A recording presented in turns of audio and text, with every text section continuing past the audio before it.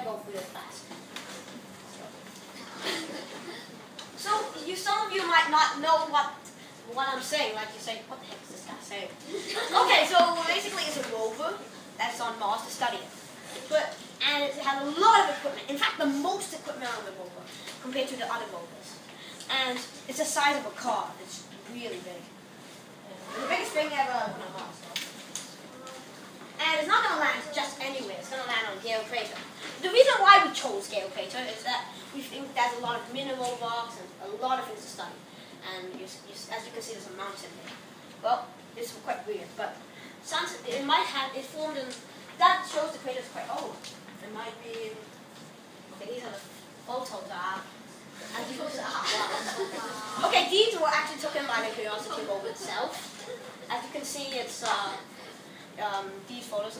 This photo, there's a lot of cameras. You know, if you've seen the arm, I'll show you the arm. Here, this one. It has a camera on it, and it can, yeah, it's like holding a cell phone and taking a photo. And these are other photos. But here is the map shot. It's the one you saw on the crater picture just now. Okay, so next. These are the previous missions. There's Viking 1 and Viking 2. And the Viking 1 landed on Mars and gave us the first clear image. And the Viking 2 went somewhere else on the other side. So we got a whole new one. Now Pathfinder was the second one. I think the first one that ever landed on Mars, but it was only the size of a skateboard. It's not an RC car. And yes, it's cameras. But this one is the new one, Spirit and Opportunity. As you can see, I can't actually identify the difference, but they were rovers and they run on solar panel. But the reason why Curiosity does not run on solar panel is because that it doesn't have, I won't have enough power to supply the rover, and it's expected to last for 2 years. And the catch is that Spirit and Opportunity, that's not the catch, sorry. The Spirit and Opportunity will only expected to last for 3 months. But guess how long they last? They last for like 8 years. Well, Spirit lasted for 6 years. They got stuck in a pit like quicksand. But Opportunity is still running today. 8 years. 3 months out of 8 years. Wow. Yeah, you know NASA's famous for that kind of thing. And the Phoenix is just goes to Mars look for life. Although it didn't accomplish. And yeah, the signal takes 14 minutes or so to get to from Mars to Earth. That's actually how far Mars is. And you can see that while Mars is rotating, when it's nighttime, the side is not facing to Earth, right? So we use this one. It's called the Mars Odyssey, or we have two satellites on Mars, and it sends a signal to it. Then it sends it back to Earth a few hours later. And today we're gonna watch the launch. Yeah, I think I'll give my grade credits. 6, 5, 2, 4, 3, that's 2, 1. Main engine start, 0, and lift off of the Atlas V with Curiosity. Seeking clues to a planetary puzzle about life on Mars. Okay, that's it. Okay, now this is where we have our presentation starts. It's a 7 minutes of terror, entry descent descent landing, also known as EDL. You take a look at this guy, he's so anxious, man. He's like, you can't describe how anxious this guy is. But he is praying that it works, because a lot of things we sent to Mars have been a failure. Hopefully this one has.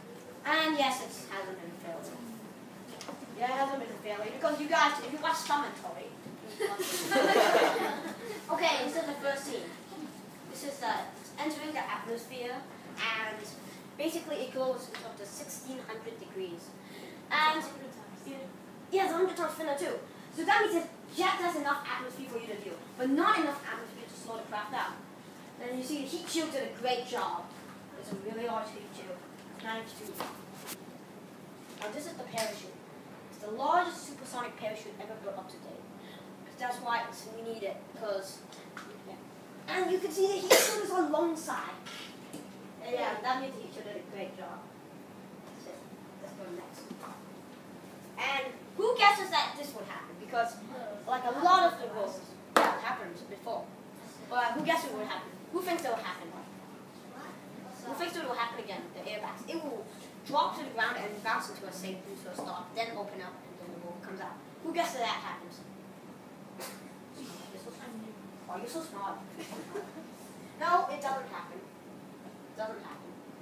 I'll explain why later. And yes, it gets out of the descent stage. It goes onto rockets like that. I mean, it's actually hovering above the ground.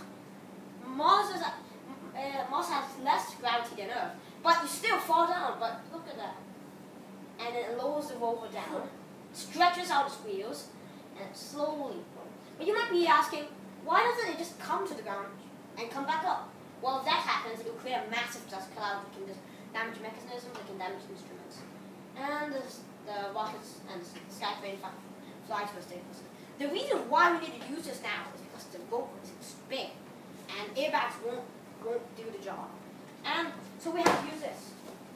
And if we one day go to Mars, hopefully this will not happen. Oh, this one. Yeah. You watch this documentary? It's not a movie, it's actually a documentary. Because we can go to Mars. Who wants to go to Mars? Are you sure? Are you claustrophobic? The planet no. Who's claustrophobic? Mars is a giant. Yeah, if you're claustrophobic, you get it. Well, because you're going to be in very small spaces. And you're going to survive the longest in space ever. 6 months there, 6 months, 500 days on it, until the Earth and Mars align together. That's how, when it becomes close. You get your rocket and go back to Earth. So 6 months there, 500 days there, staying there, and 6 months back, which is like a half 2 years. And and there's also the human factor. Basically, you might go crazy, and do weird things. Okay, and then because we can go, but you might be asking, why do we need to go to Mars? Why do we? I mean, we're fine on Earth. Well, you see, it's part of being human. We were curious. We want to explore. That's what we are. And maybe in the future we can colonize Mars. Mars can be a second century, but it's very possible. Because if we spot a comet or asteroid coming to Earth, we're not better off than the dinosaurs. And the dinosaurs died. We die too. Those I don't want to skip. It really scared me, right? Every time I thought of this. And Yamo Mantai. Any questions? Any questions? Any questions? Yamo Mantai.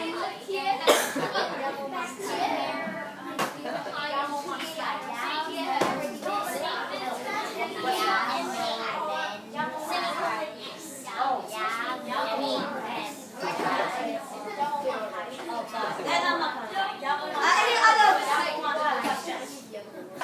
Any other people have questions? Anyone? Faster now. Who's that astronaut thingy about? It's a joke. But actually, it was talking about humans going to Mars, talking about all the dangers we can face, and basically they say that it's possible that Mars has some kind of, we can actually threat the astronauts. It might maybe have some kind of bacteria or something that could kill the astronauts. It's possible. And now, Is there any proof of life on Earth? yes, there is. In fact, if you go back here, you know the two robots opportunity, build an opportunity. Mission was to find evidence of water. It did find evidence of water, a lot of evidence. Like one day, I think it's a Spirit's wheel broke down, one of it, and it had to like churn the ground. You know, take a stick on the ground, and then like that, all the soil comes out, right? And it saw some things, I forgot what they're called, but they're evidence of water. And anyone else have questions? If you have further questions, just email me. Spam my email box if you want. And here are the credits. It's photos on NASA and Wikipedia and video photos. It's like JPL's news channel, and these are other news channels. Other channels. If you want to find out more about the rover, go to JPL's news channel, and they will have everything. The latest update is that the rover is ready to examine its first walk after a few tests. And here is them celebrating. Touchdown from